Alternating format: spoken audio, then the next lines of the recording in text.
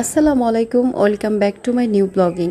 আমি উর্মি ইসলাম। কেমন আছেন সবাই? চলে আসছে অনেকদিন পরে নতুন একটা ব্লগ ভিডিও নিয়ে আপনাদের সাথে। যে যেখান থেকে বসে আমার আজকের এই ভিডিওটি দেখছেন, সবার জন্য আমার পক্ষ থেকে অনেক অনেক ভালোবাসা রইল। আজকের ব্লগ ভিডিওতে আপনাদের জন্য থাকছে আমার আসপি সোনার শখ পূরণ করতে চলে আসলাম আমরা মোর্শেদ আলম কমপ্লেক্সে। আপনারা যারা চৌমুহনীতে আছেন কিংবা চৌমুহনীর আশেপাশে আছেন তারা সবাই এই মোর্শেদ আলম কমপ্লেক্সটা চিনবেন। তো যাই হোক, শপিং মলে ঢোকার পরে আমরা এখন লিফটের পূর্ব পাশে যে গলিটা আছে সেদিকে চলে যাচ্ছি। আর এই তো চলে এসেছি আমরা কাঙ্ক্ষিত স্থানে আমার এই ছোট্ট বাবাইয়ের শখ পূরণ করতে। এতক্ষণে নিশ্চয়ই বুঝতে পেরেছেন আমরা কি নিতে চলে এসেছি। হ্যাঁ, আমার এই ছোট্ট সোনা আসপির অনেক দিনের শখ ছিল একটা বাইক কিনবে, তাও আবার ব্ল্যাক কালারের R15।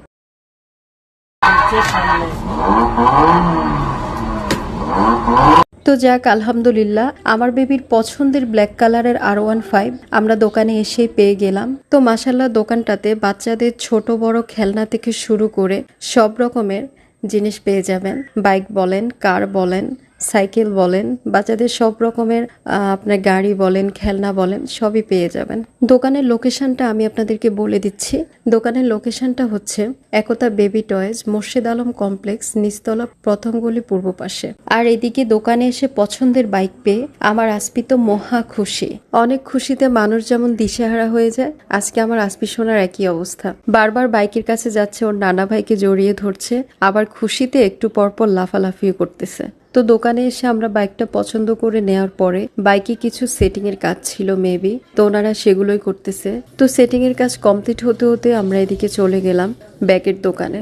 জামা কাপড়ের জন্য একটা ব্যাগ নেওয়ার দরকার ছিল, তো সেটাই নিতে চলে আসলাম। আর দোকানে এসে দেখি সব সুন্দর সুন্দর ব্যাগের কালেকশন। আজকে আমার ভাগ্যটাই কেন জানি ভালো মনে হচ্ছে, কারণ অন্যদিন শপিং করতে আসলে পছন্দের জিনিস খুঁজতে খুঁজতে মাথা ঘুরিয়ে উঠত, কিন্তু আজকে মোটামুটি যেটাই নিতে আসছি চয়েজেবল পাচ্ছি।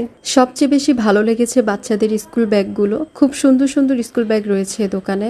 আমার আসপি সোনার জন্য ব্ল্যাক কালারের ব্যাগটা আমার খুব পছন্দ হয়েছে, কিন্তু এখন নিব না, জানুয়ারিতে নিব, যেহেতু একটা ব্যাগ ওর রানিং এ আছে। তো যাই হোক, আমরা এই ব্যাগটা নিয়ে নিলাম। তারপর এখন আবারও চলে যাচ্ছি বাইকের দোকানে। তো এই তো দোকানদার ভাইয়া আমাদেরকে বাইকের সিস্টেমগুলো দেখিয়ে দিচ্ছে, কিভাবে কি করতে হবে, কিভাবে চার্জ দিতে হবে, সবকিছু।